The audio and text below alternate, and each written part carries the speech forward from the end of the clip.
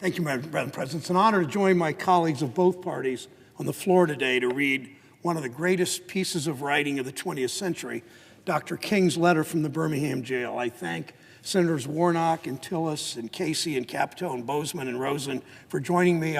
Madam President, I ask unanimous consent that after I speak briefly, you will recognize in this order Senators Warnock, Tillis, Casey, then me, then Capito, then Bozeman, then Rosen. Without objection. Thank you, Madam President. Our former colleague, Doug Jones from Alabama, began this bipartisan tradition. It happened in his state, and it's an honor to carry it.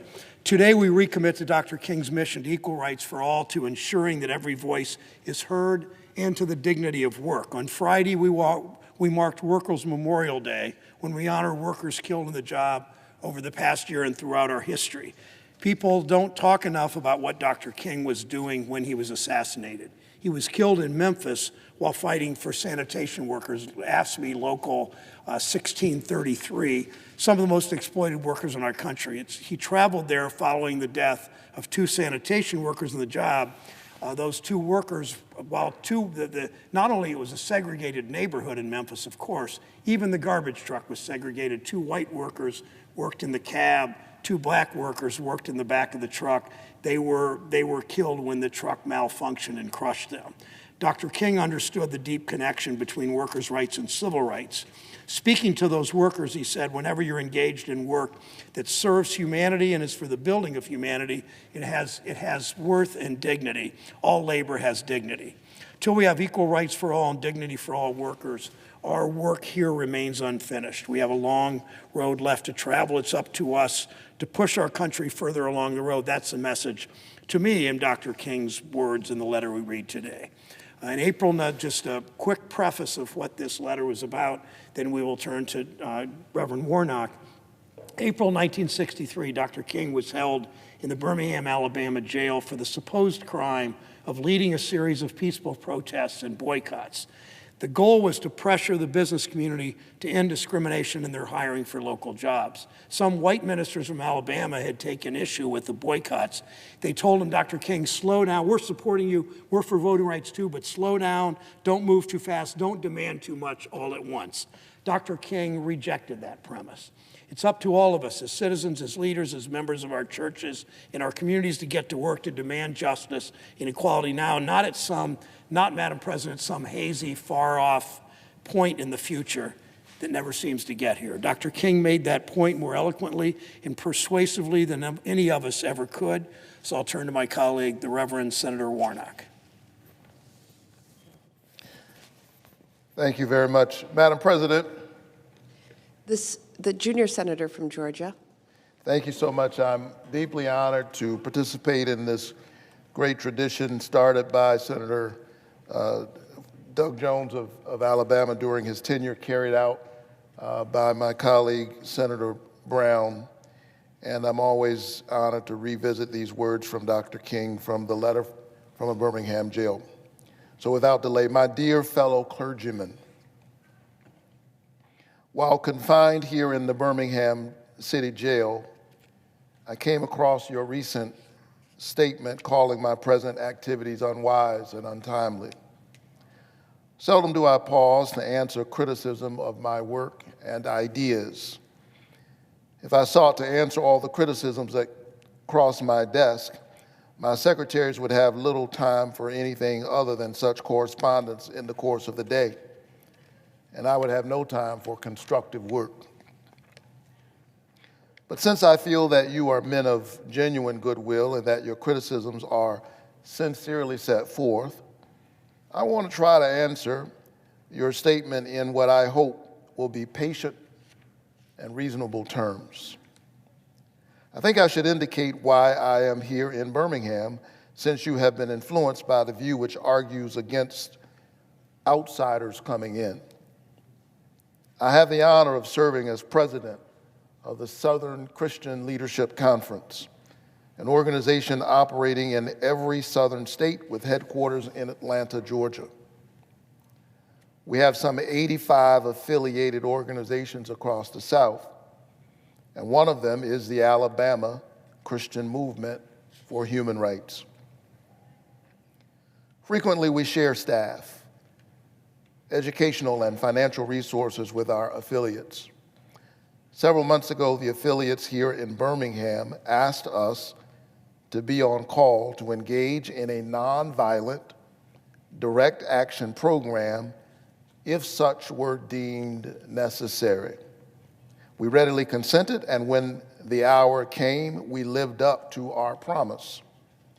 So I, along with several members of my staff, am here because I was invited here. I am here because I have organizational ties here. But more basically, I am in Birmingham because injustice is here.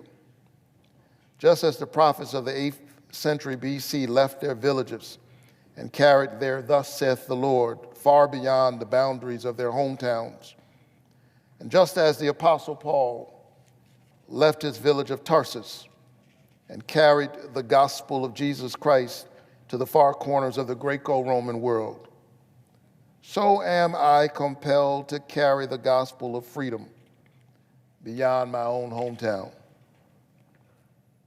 Like Paul, I must constantly respond to the Macedonian call for aid. Moreover, I am cognizant of the interrelatedness of all communities and states. I cannot sit idly by in Atlanta and not be concerned about what happens in Birmingham. Injustice anywhere is a threat to justice everywhere.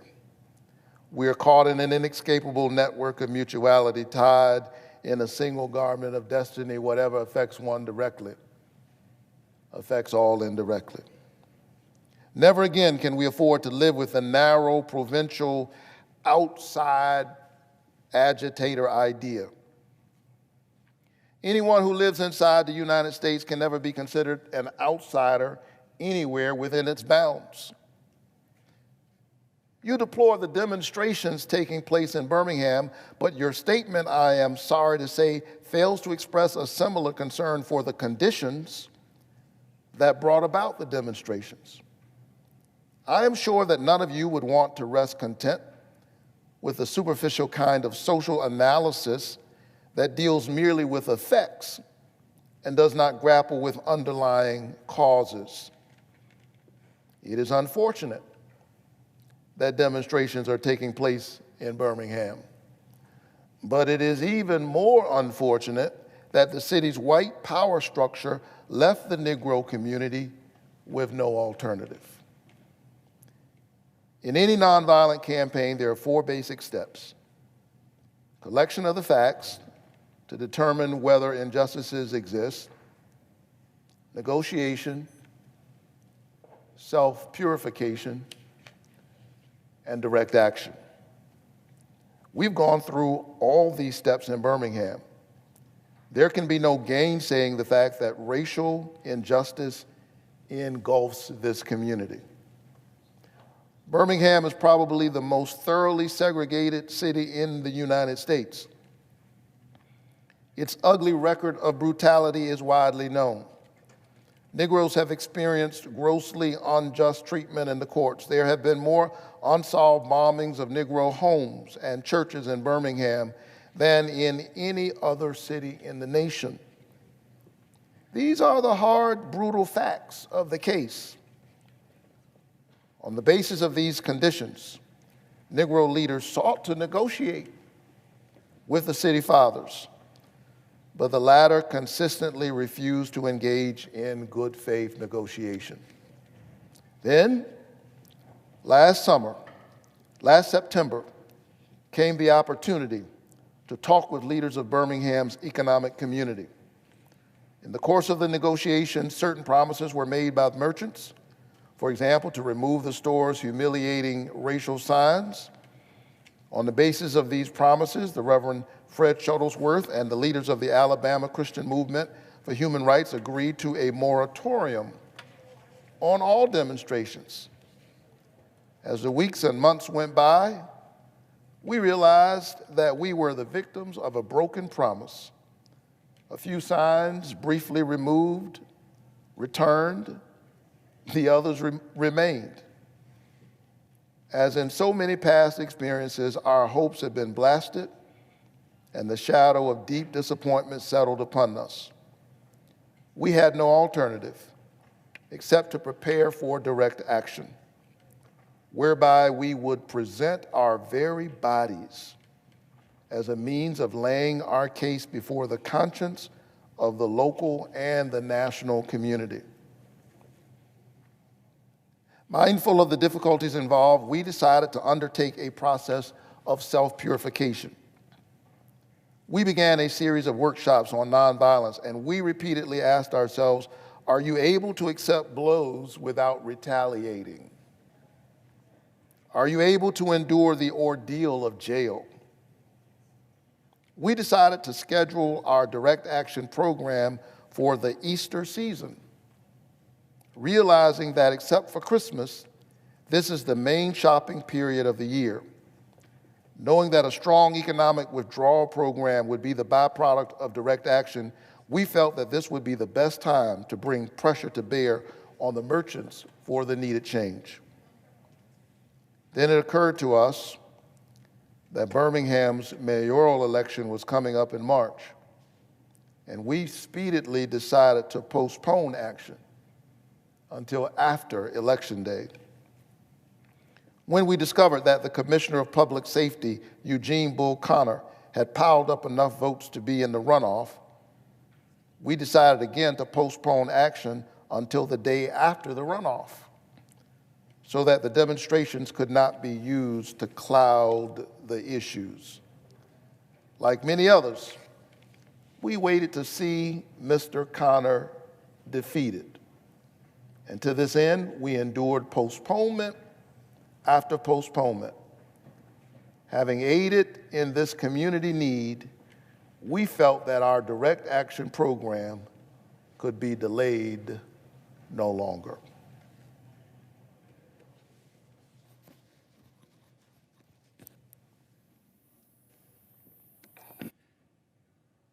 Mr. President, Senator from North Carolina. I will continue.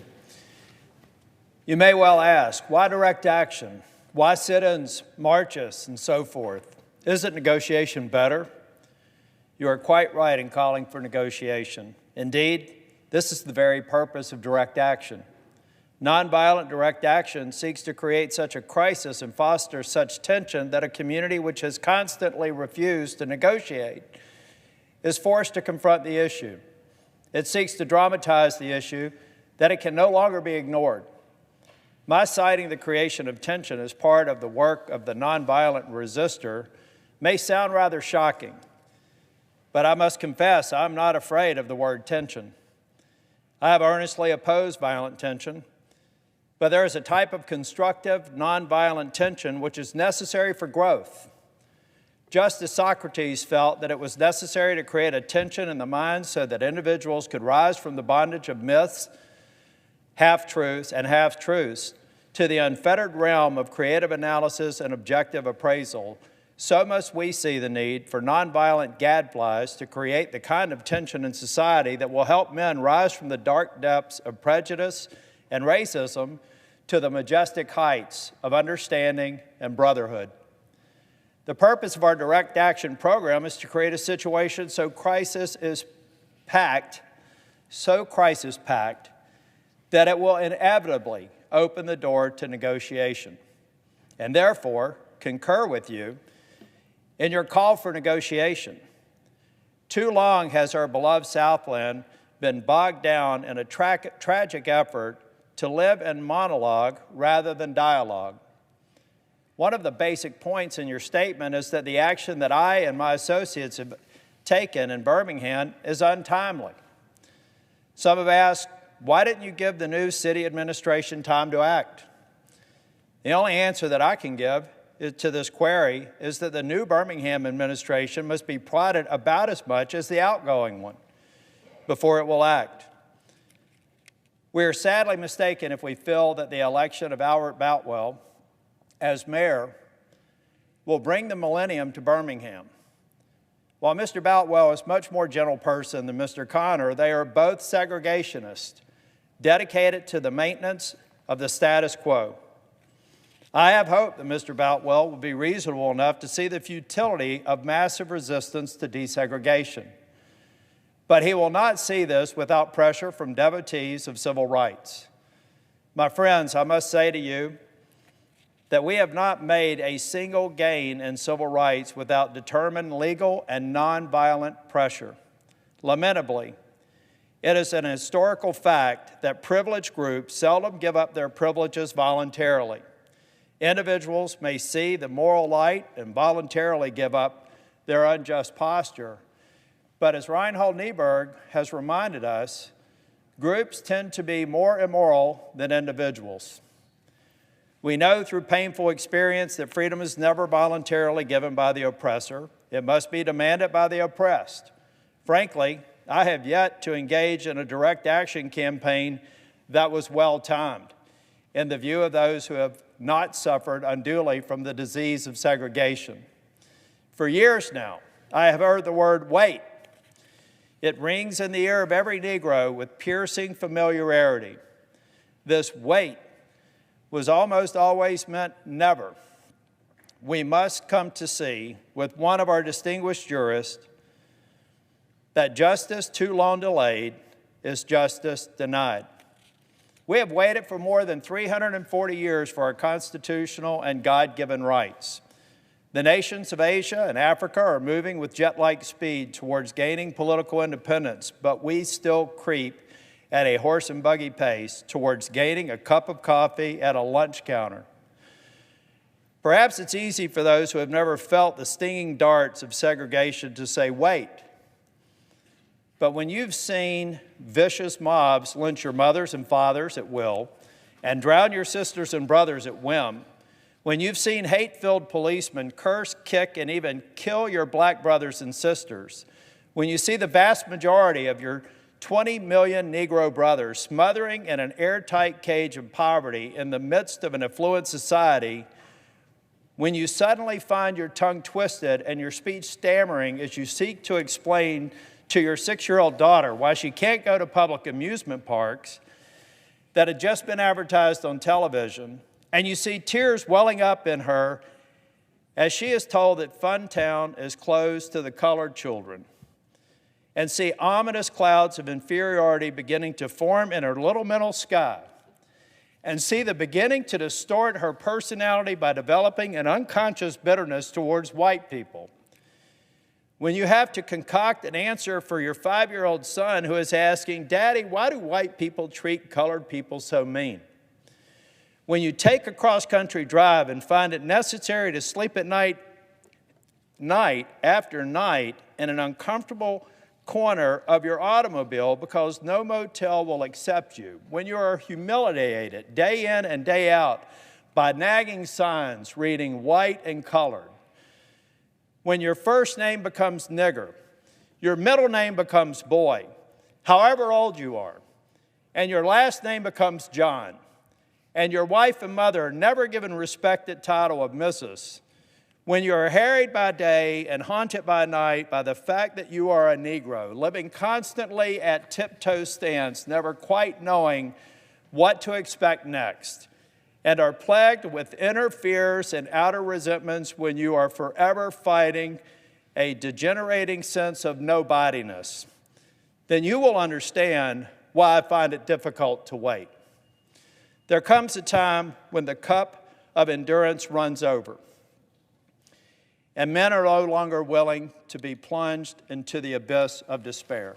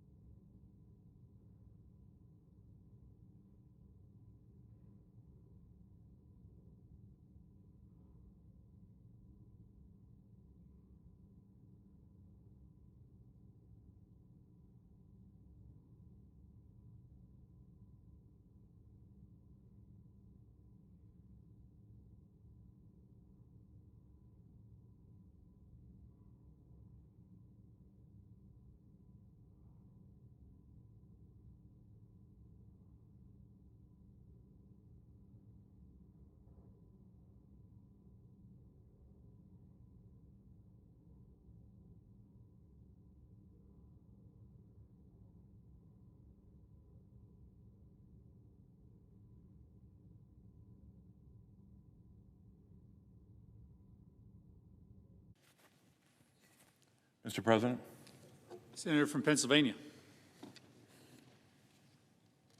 I'll continue the reading of Martin Luther King's letter from the Birmingham jail. I hope, sirs, you can understand our legitimate and unavoidable impatience. You express a great deal of anxiety over our willingness to break laws. This is certainly a legitimate concern. Since we so diligently urge people to obey the Supreme Court's decision of 1954 outlawing segregation in public schools. Excuse me. At first glance, it may seem rather paradoxical for us consciously to break laws. One might well ask, quote, how can you advocate breaking some laws and obeying others, unquote?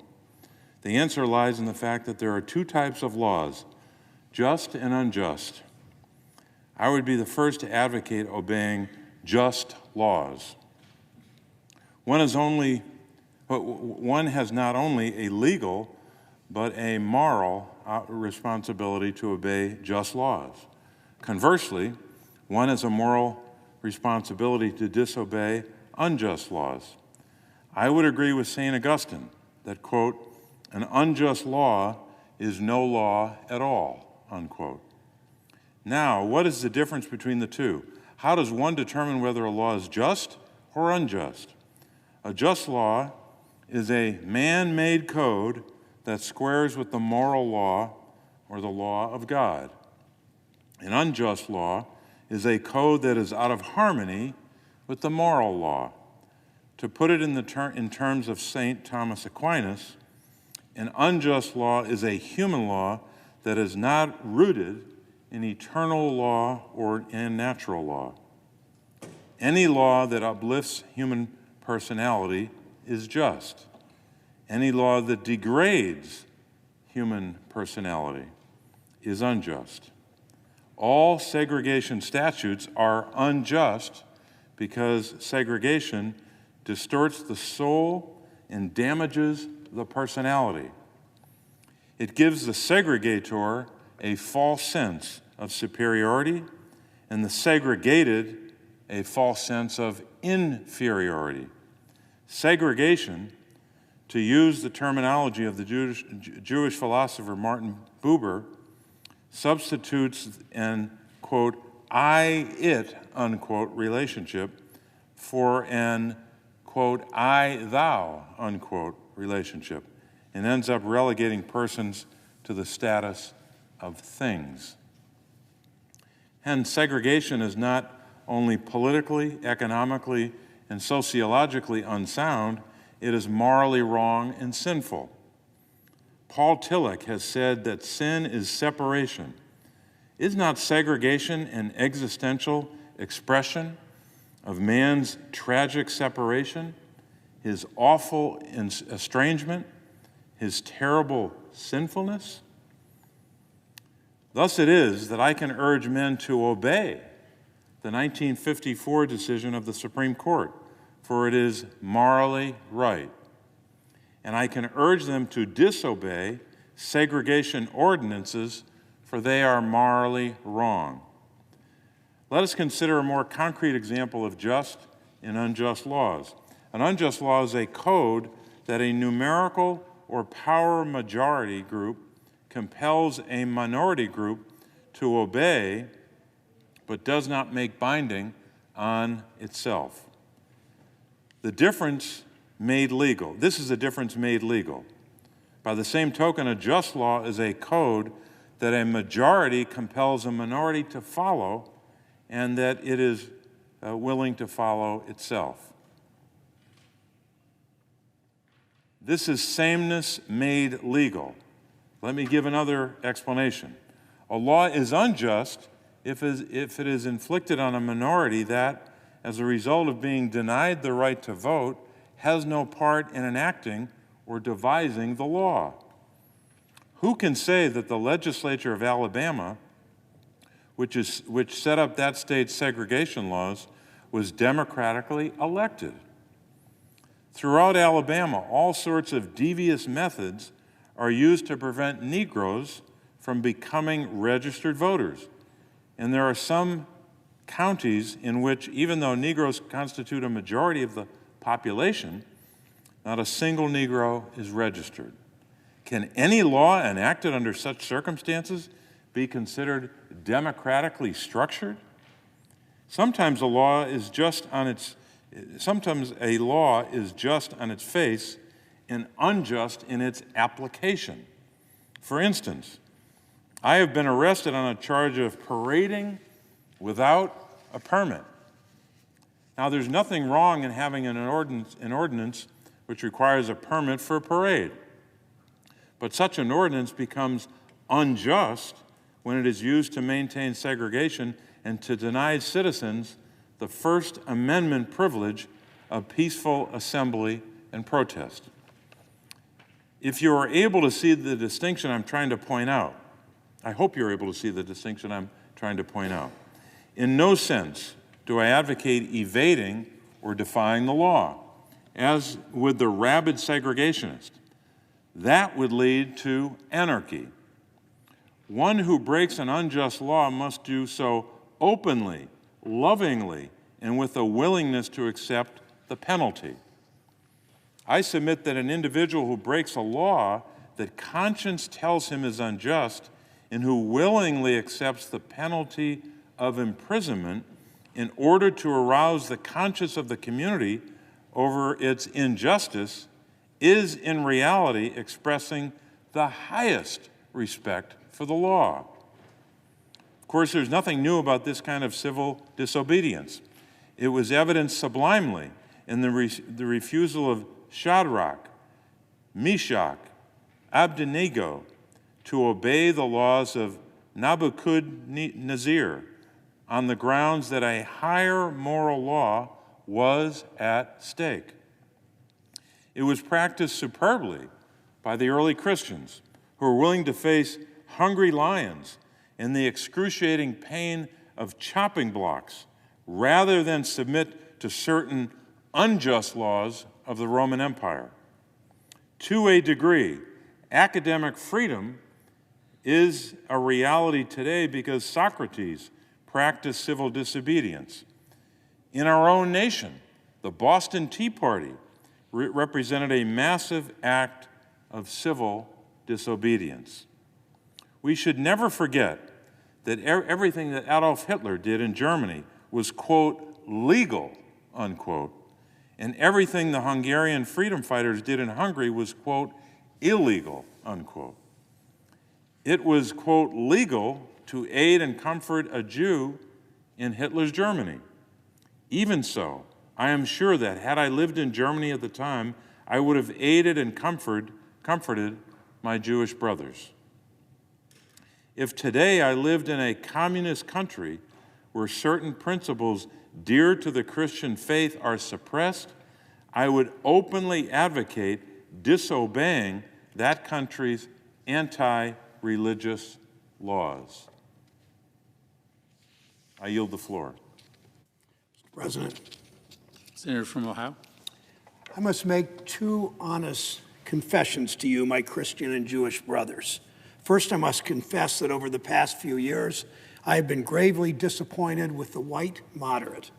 I've almost reached the regrettable conclusion that the Negro's great stumbling block in his stride towards freedom is not the white citizens counselor or the Ku Klux Klanner, but the white moderate, more devoted to order than to justice, who prefers a negative peace, which is the absence of tension, to a positive peace, which is the presence of justice, who constantly says, I agree with you in the goal you seek, but I cannot agree with your methods of action, who paternalistically believes he can set the timetable for another man's freedom, who lives by the mythical concept of time, who constantly advises the Negro to wait for a more convenient season. Shallow understanding from people of goodwill is more frustrating than absolute misunderstanding from people of ill will. Lukewarm acceptance is much more bewildering than outright rejection. I had hoped that the white moderate would understand that law and order exists for the purposes of establishing justice and that when they fail in this purpose, they become the dangerously structured dams that block the flow of social progress. I'd hope that the white moderate would understand that the present tension in the South is a necessary phase of the transition from an obnoxious negative peace in which the Negro passively accepts his unjust plight to a substantive and positive peace in which all men will respect the dignity and worth of human personality. Actually, we who engage in nonviolent direct action are not the creators of tension. We merely bring to the surface the hidden tension that is already alive. We bring it out in the open where it can be seen and dealt with, like a boil that can never be cured so long as it is covered up, but must be open with all its ugliness to the natural medicines of air and light. Injustice must be exposed with all the tension its exposure creates to the light of human conscience in the air of national opinion before it can be cured.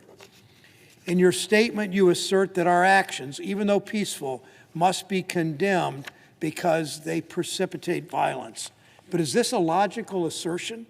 Isn't this like condemning a robbed man because his possession of money precipitated the evil act of robbery? Isn't this like condemning Socrates because his unswerving commitment to truth in his philosophical inquiries precipitated the act by the misguided populace in which they made him drink hemlock? Isn't this like condemning Jesus because his unique God consciousness and never ceasing devotion to God's will precipitated the evil act of crucifixion? We must come to see that, as the federal courts have consistently affirmed, it is wrong to urge an individual to cease his efforts to gain his basic constitutional rights because the quest may precipitate violence. Society must protect the robbed and punish the robber. I'd hope that the white moderate would reject the myth concerning time in relation to the struggle for freedom. I've just received a letter from a white brother in Texas. He writes, quote, "All Christians know that the colored people will receive equal rights eventually, but it's possible that you are in too great a religious hurry." The letter writer from Texas goes on, "It has taken Christianity almost 2,000 years to accomplish what it has. The teachings of Christ take time to come to earth," unquote.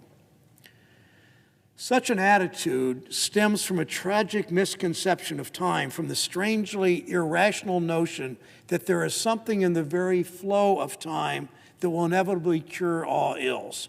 Actually, time itself is neutral. It can be used either destructively or constructively. More and more, I feel that people of ill will have used time much more effectively than the people of goodwill. We will have to repent in this generation, not merely for the hateful words and actions of the bad people, but for the appalling silence of the good people. Human progress never rolls in on wheels of inevitability. It comes through the tireless efforts of men willing to be co-workers with God. Without this hard work, time itself becomes an ally of the forces of social stagnation. We must use time creatively in the knowledge that the time is always ripe to do right. Now is the time to make real the promise of democracy and transform our pending national elegy into a creative psalm of brotherhood. Now is the time to lift our national policy from the quicksand of racial injustice to the solid rock of human dignity. You speak of our activity in Birmingham as extreme. At first, I was rather disappointed that fellow clergymen would see my nonviolent efforts as those of an extremist. I began thinking about the fact that I stand in the middle of two opposing forces in the Negro community. One is the force of complacency, made up in part of Negroes who, as a result of long years of oppression, are so drained of self-respect and a sense of somebodyness that they have adjusted to segregation. And in part of a few middle-class Negroes who, because of a degree of academic and economic security, and because in some ways they profit by segregation, have become insensitive to the problems of the masses. The other force is one of bitterness and hatred, and it comes perilously close to advocating violence. It's expressed in the various black nationalist groups that are springing up around the country, the largest and best known being Elijah Muhammad's Muslim movement. Nourished by the Negro's frustration over the continued existence of racial discrimination, this movement is made up of people who have lost faith in America, who have absolutely repudiated Christianity, and who have concluded that the white man is an incorrigible devil. I've tried to stand between these two forces, saying that we need emulate neither the do-nothingism of the complacent nor the hatred and despair of the black nationalists. For there's a more excellent way of love in nonviolent protest. I'm grateful to God that through the influence of the Negro Church, the way of nonviolence became an integral part of our struggle. If this philosophy had not emerged, by now many streets of the South would, I am convinced, be flowing with blood.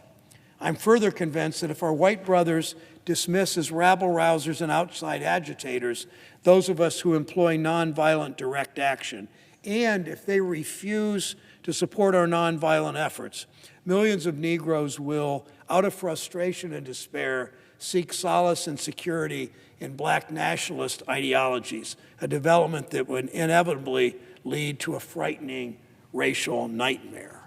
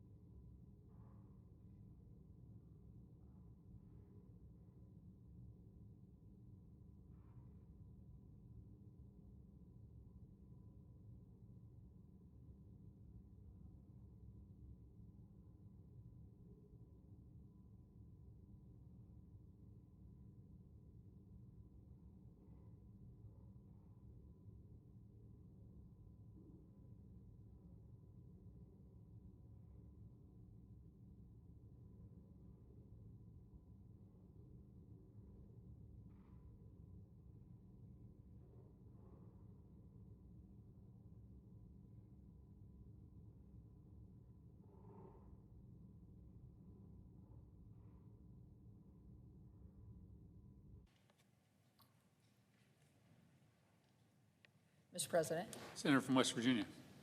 Mr. President, oppressed people cannot remain oppressed forever.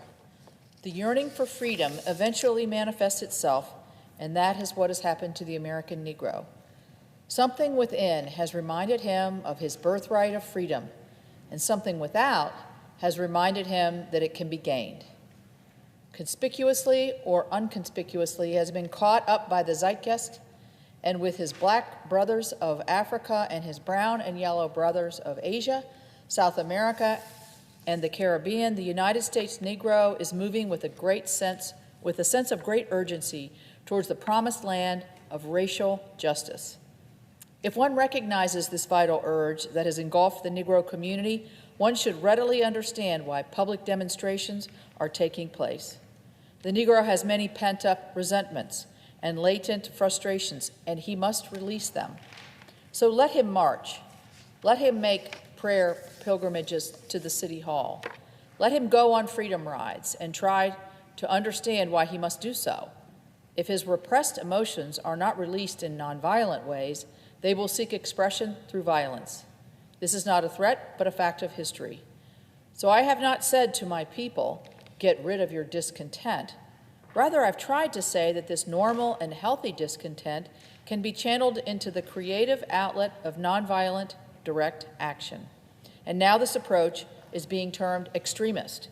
And though I was initially disappointed at being categorized as an extremist, as I continued to think about the matter, I gradually gained a measure of satisfaction from the label. Was not Jesus an extremist for love? Love your enemies, bless them that curse you, do good to them that hate you, and pray for them which despitefully use you and persecute you. Was not Amos an extremist for justice?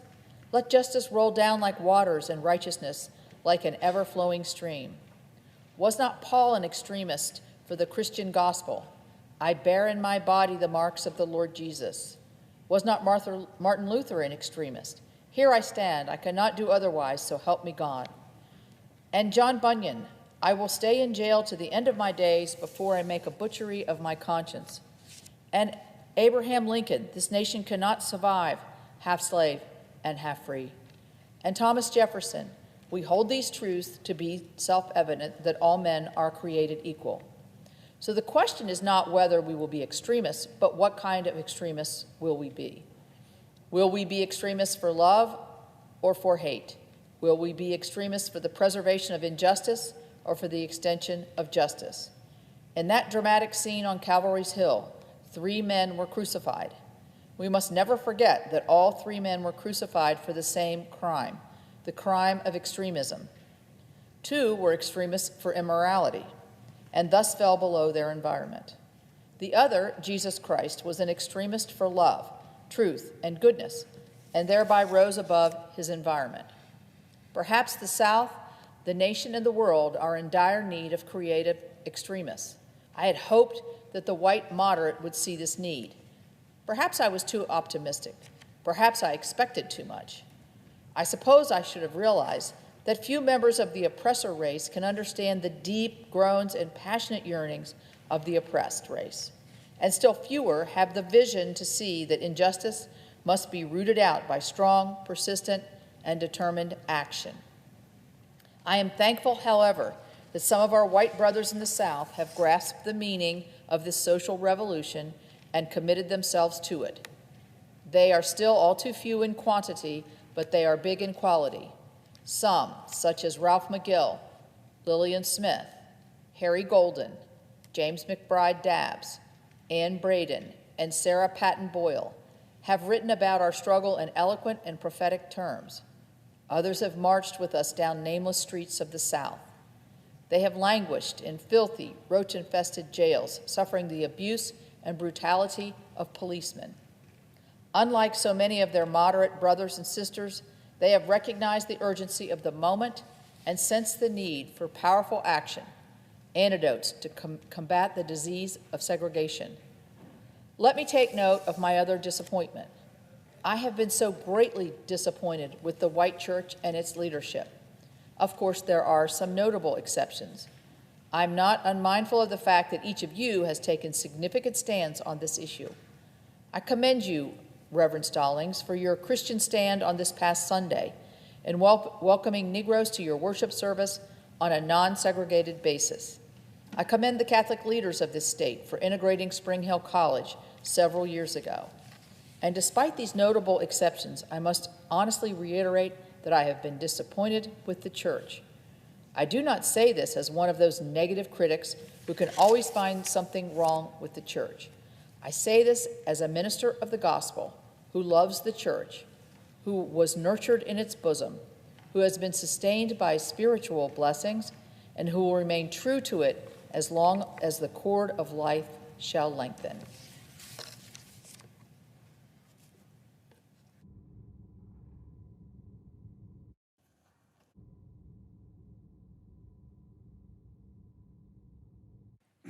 When I was suddenly catapulted into the leadership of the bus protest in Montgomery, Alabama, a few years ago, I felt we would be supported by the white church. I felt that white ministers, priests, and rabbis of the South would be among our strongest allies. Instead, some have been outright opponents, refusing to understand the freedom movement and misrepresenting its leaders. All too many others have been more cautious than courageous and have remained silent behind the anesthetizing security of stained glass windows. In spite of my shattered dreams, I came to Birmingham with the hope that the white religious leadership of the community would see the justice of our cause and with deep moral concern would serve as the channel through which our just grievances could reach the power structure. I had hoped that each of you would understand, but again, I've been disappointed. I've heard numerous Southern religious leaders admonish their worshipers to comply with the desegregation decision because it is the law. But I've longed to hear white ministers declare, follow this decree because integration is morally right and because the Negro is your brother. In the midst of blatant injustices inflicted upon the Negro, I have watched white churchmen stand on the sideline and mouth pious irrelevancies and sanctimonious trivialities. In the midst of a mighty struggle to rid our nation of racial and economic injustice, I have heard many ministers say, those are social issues with which the gospel has no real concern.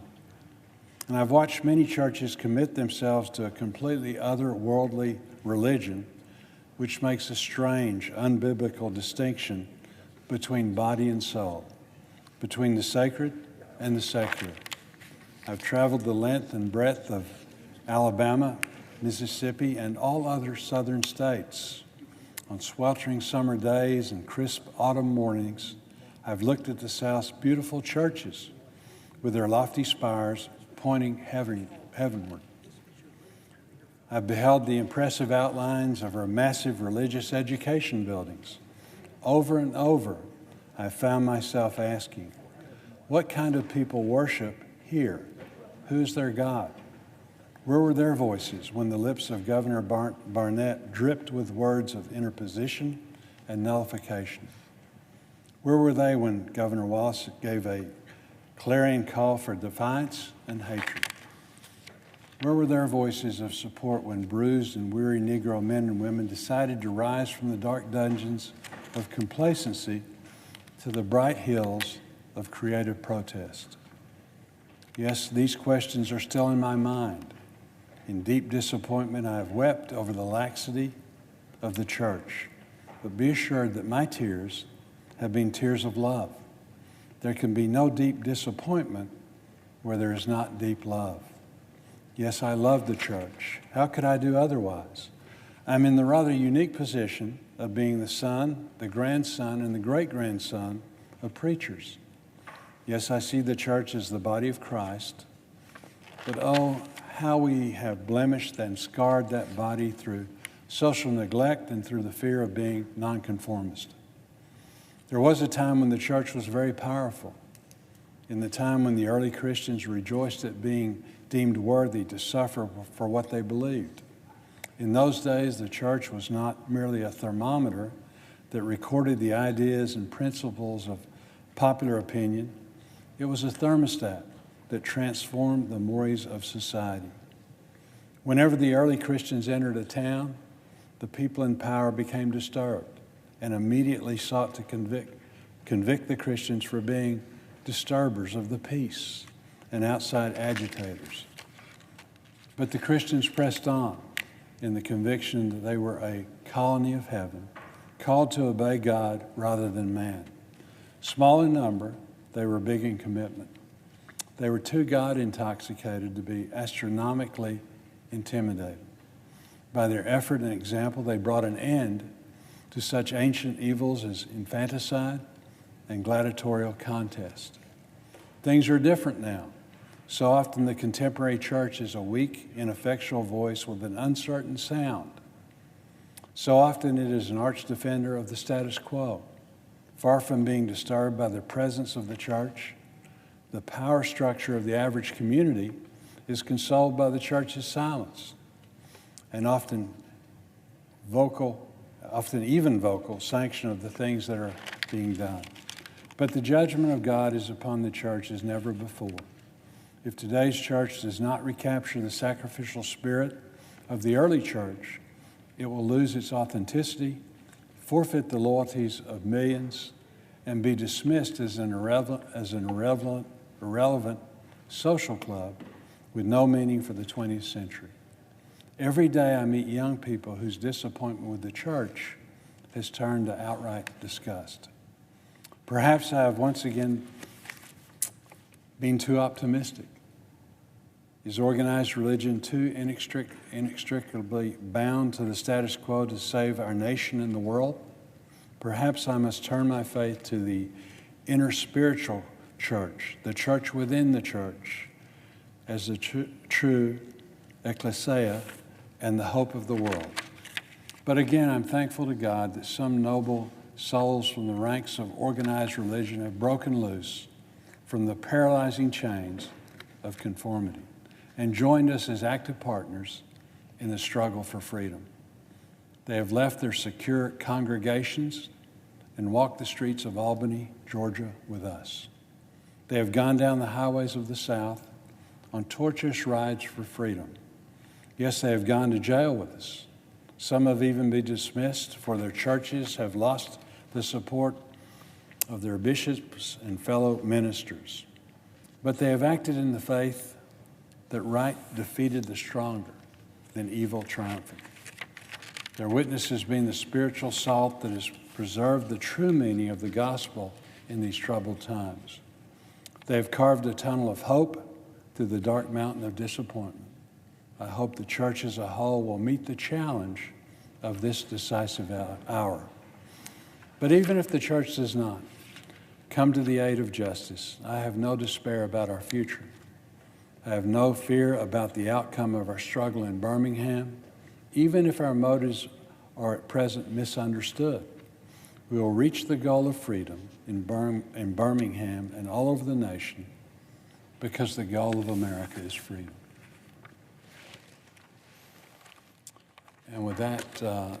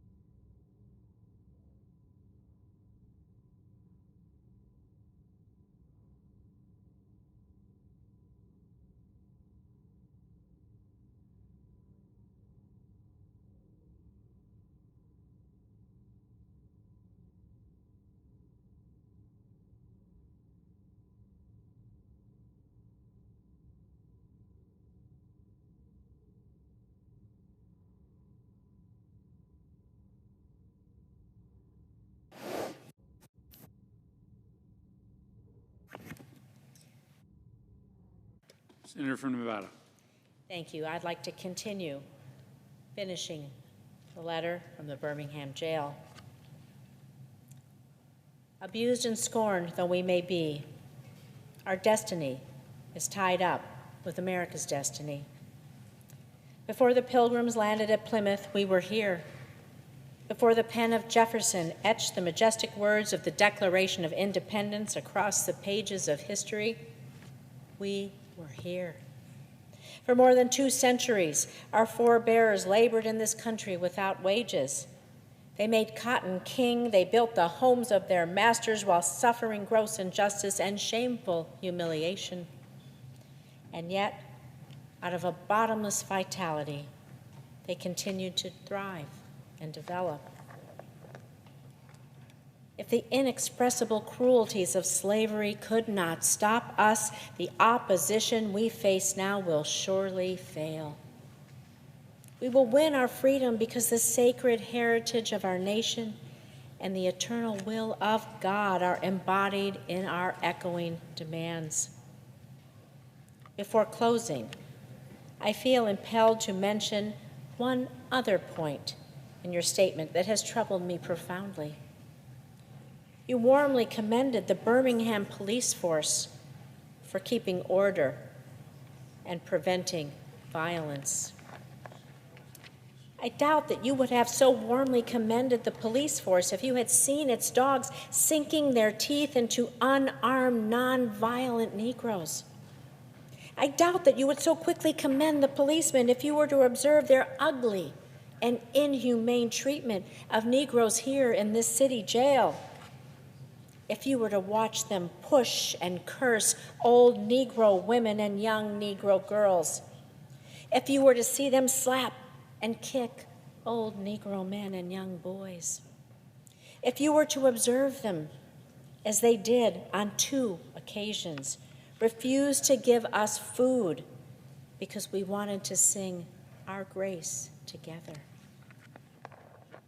I cannot join you in your praise of the Birmingham Police Department. It is true that the police have exercised a degree of discipline in handling the demonstrators.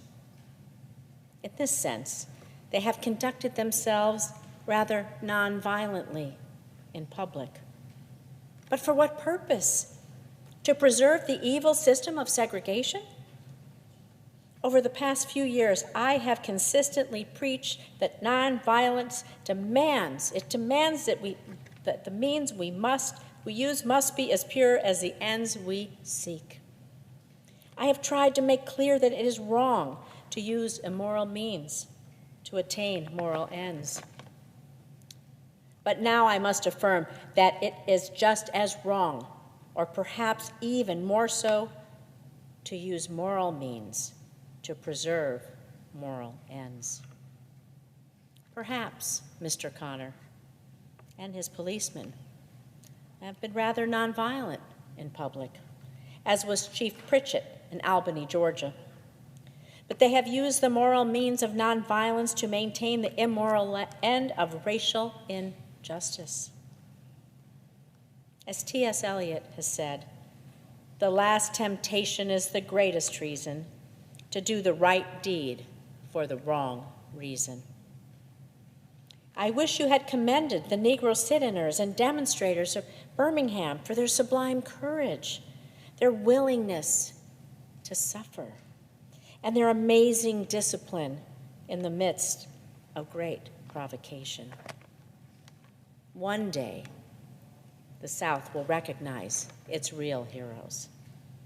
They will be the James Merediths with the noble sense of purpose that enables them to face jeering and hostile mobs, and with the agonizing loneliness that characterizes the life of the pioneer. They will be old, oppressed, battered Negro women symbolized in a 72-year-old woman in Montgomery, Alabama, who rose up with a sense of dignity and with her people decided not to ride segregated buses, and who responded with ungrammatical profundity to one who inquired about her weariness. My feet is tired. but my soul is at rest. They will be the young high school and college students, the young ministers of gospel and their host of elders, courageously and nonviolently sitting at lunch counters and willing to go to jail for conscience sake. One day, the South will know that when these disinherited children of God sat down at lunch counters, they were, in reality, standing up for what is best in the American dream and for the most sacred values of our Judeo-Christian heritage, thereby bringing our nation back to those great wells of democracy which were dug deep by the Founding Fathers in their formulation of the Constitution and the Declaration of Independence. Never before have I written so long a letter. I'm afraid it is much too long to take your precious time. I can assure you that it would have been much shorter if I had been writing from a comfortable desk.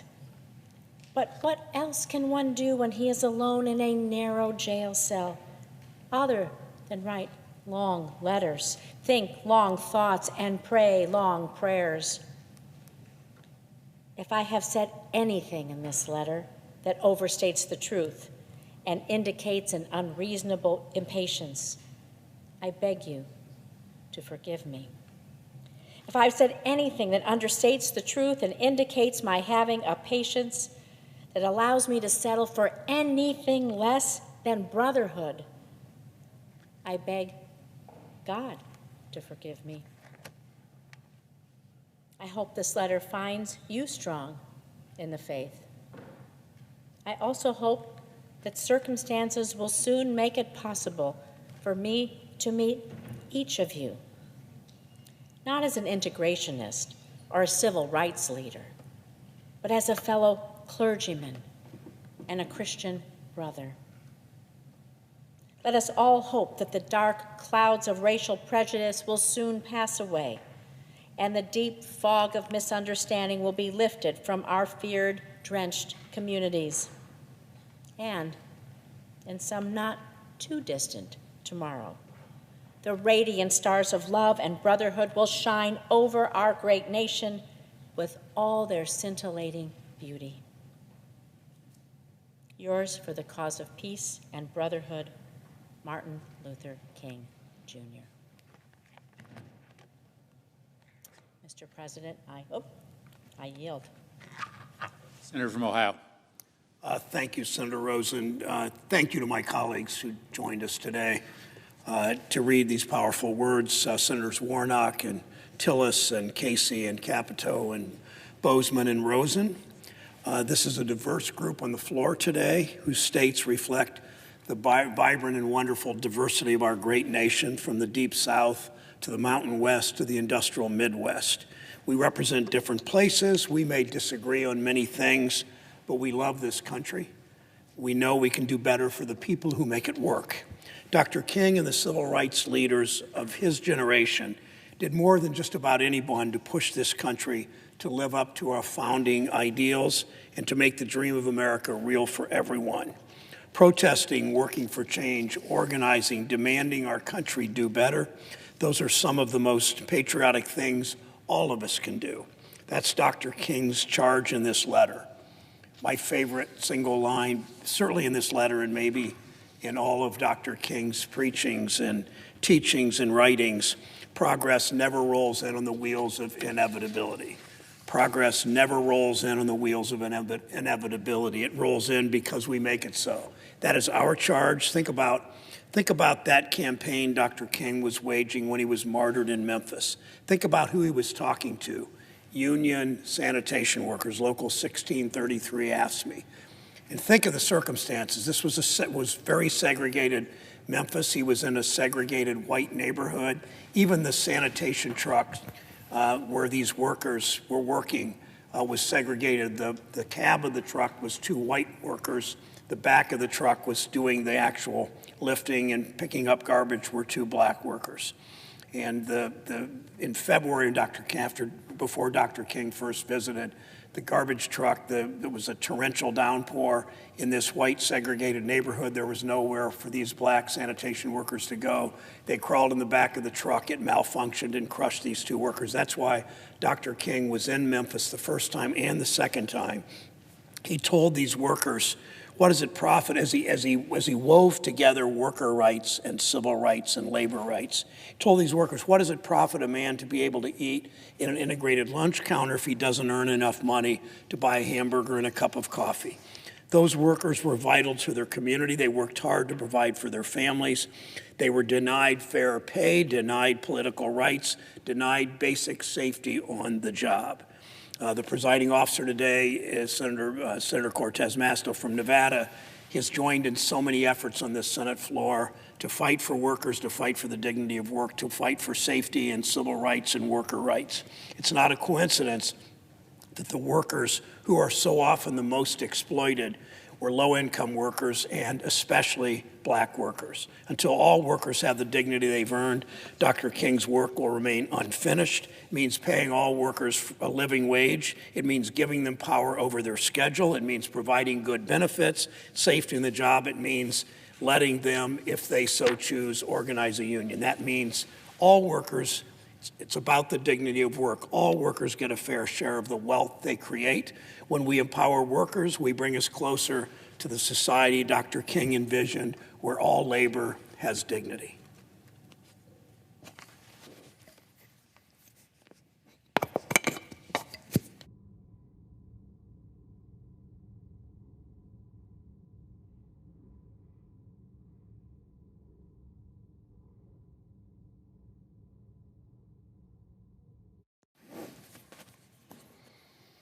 Madam President. Senator from Ohio.